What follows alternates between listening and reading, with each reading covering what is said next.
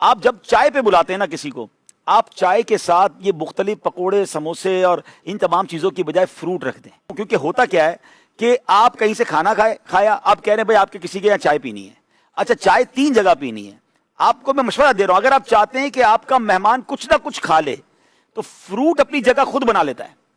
پیٹ بھرا ہوا بھی ہے نا، فروٹ اپنی جگہ بنا لے گا، باقی اگر اس کا پیٹ بھرا ہوا وہ آپ کی کوئی چیز نہیں کھائے گا تو آپ کو بھی لگے گا اتنی تیاری کی، تو بیسٹ یہ ہے کہ آپ بھی آرگینک دعوت کرنا شروع کر دیں نا، کہ آپ کسی کو اپنے گھر، اچھا خرچہ آلموسٹ اتنا ہی ہو رہا ہے، آپ پتہ نہیں سموسے پکوڑے بیکری کی پتہ نہیں کتنی آئٹمز منگا رہے ہیں، آپ ایک ہی فروٹ کا تربوز، سبحان اللہ، میں تو نہیں سمجھتا تربوز کسی کو پسند نہ ہو، تربوز کا سیزن ہے، آپ تربوز رکھ دیں، پھر دیکھیں انشاءاللہ سبھی کھائیں گے، تو کوئی بھی فروٹ ہو جو بھی آپ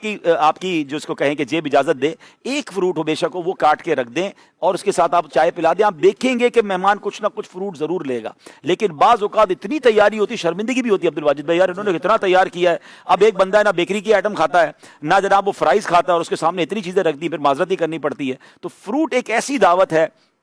فروٹ ایک ایسا یوں سمجھے کہ ماشاءاللہ اور آرگینک ہے، پھر سنت کی نیت سے سبحان اللہ سے یوسف بھائی نے آج بتا دیا کہ کھجور اور تربوز ہی ساتھ رکھ دیں تو سنت کی نیت سے وہ مہمان بھی کھا لے گا اور آپ کا بھی کام پورا ہو جائے گا۔ اب آنکھیں بند کر لیا کریں جب نبی پاک کی سنت کی بات آ جائے نا، اور سبحان اللہ میں تو پرسنلی بہت چیزوں کو اسٹڈی کرنے کے بعد اس نتیجے پر پہنچا ہوں کہ اللہ کریم نے جو بھی بنایا ہے، کھانے پینے کی جو چیز رب کی طرف سے ہے نا، اس میں کوئی نقصان ہی نہیں ہے، کسی بھی بندے کو نقصان نہیں ہوتا، یعنی اب سائنس اس بات پر بھی آگے کہ فروٹ بھی شوگر کے مریضوں کو ایک لمٹ تک کھائیں تو کوئی نقصان نہیں پہنچاتا، اس کا مطلب میرے رب نے جو بنایا ہے نا سبحان اللہ سبھی صحت کے لیے اچھا ہے، سبھی ہمارے لیے بہترین ہے، تو اس کو استعمال کریں، ہاں ہر چیز لمٹ کے اندر استعمال کرنی ہے۔ ایک صاحب مجھے ملے تو یہ بات میں نے بہت پہلے ایک زبردست بزنس مین تھے ان سے سیکھی تھی،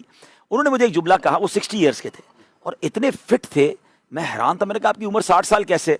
تو انہوں نے کہا کہ میں پروسیس فوڈ کھاتا ہی نہیں ہوں۔ تو میں نے کہا کیسے؟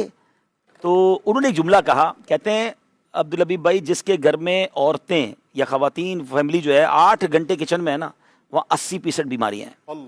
جس کے گھر میں روزانہ 6 گھنٹے چولہا جلتا ہے اس کے گھر میں 60% بیماریاں ہیں، 4 گھنٹے چلتا ہے 40% ہے، 2 گھنٹے چلتا ہے 20% ہے۔ میں نے کہا نہیں چلتا، فارمولا بنایا انہوں نے، تو کہتے نہیں چلتا، کہتے کوئی بیماری نہیں ہے۔ میں نے کہا آپ کیسی باتیں کر رہے ہو، گھر میں کھانا نہیں پکے گا؟ پھر انہوں نے کہا نبی پاک کے گھر میں کیا ہوتا تھا۔ اچھا وہاں مجھے وہ حدیث یاد آ گئی کہ چولہا تو کئی دنوں تک نہیں چلتا تھا۔ اب یہ اسلامی بہنیں تو آج خوش ہو رہی ہوں گی کہ چلے ہمارے کچن کی چھٹی کروا رہے ہیں، لیکن یہ پورا دن جو کچن میں گھس کر بس پکوان ہی بن رہے ہیں، بنی جا رہے ہیں، تو یہ پروسیس کر کے ہم کیا کر رہے ہیں اپنے ساتھ؟ تو آرگینک فوڈ کی طرف آئیں اور پھر ہم نے نبی پاک کی سنت سے بھی جانا۔